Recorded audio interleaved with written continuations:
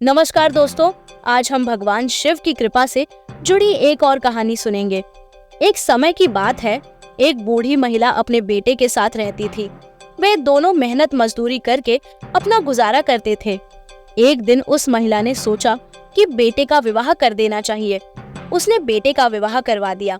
घर में जो कन्या बहू बनकर आई, वह बहुत सुंदर और संस्कारी थी। वह रोज सुबह जल्दी उठकर भगवान शिव और पार्वती की पूजा करती तथा अनेक कहानियां सुनाती। पूजा के बाद वह घर का काम भी बहुत मन से करती थी। विवाह के कुछ समय बाद सावन का महीना आया। बहू ने सोचा कि मंदिर जाकर शिवलिंग की पूजा करे और कहानी सुने। उसने अपनी सास से कहा, माँ जी, सावन का महीना शुरू हो गया है, क्यों ना मैं मंदिर जाकर भगवान की पूजा करूं और शिवलिंग पर जल चढ़ाऊं। लेकिन सास ने मना कर दिया। सास ने कहा, घर में ही पूजा कर लिया करो, मंदिर जाने में समय बर्बाद हो जाएगा, इतने में तो घर का सारा काम हो जाएगा। सास की बात सुनकर बहू उदास हो गई और घर के कामों में लग गई। अगले दिन जब बहू कुएं पर जल भरने जा रही थी, तो उसने देखा कि गांव की कुछ लड़कियां पूजा की थाली लेकर मंदिर जा रही हैं। उसने उनसे पूछा, आप लोग कहाँ जा रही हो?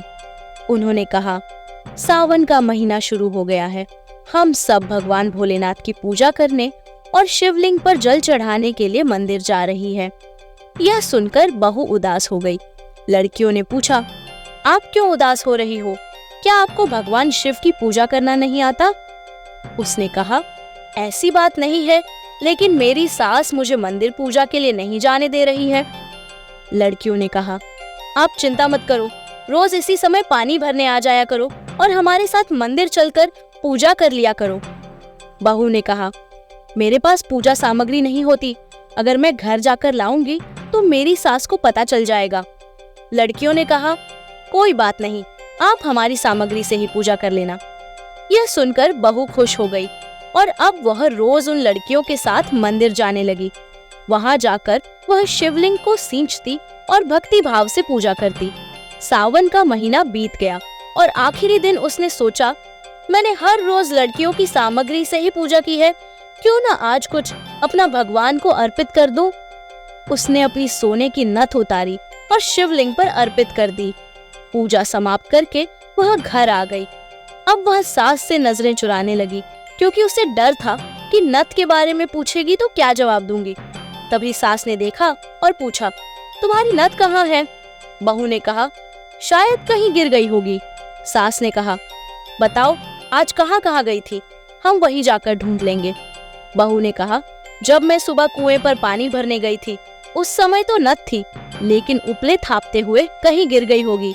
सास ने कहा, चलो हम वहीं देखते हैं। दोनों सास बहू वहां पहुंची जहां बहू ने उपले थापे थे। सास ने कहा, चलो उपले तोड़कर देखते हैं।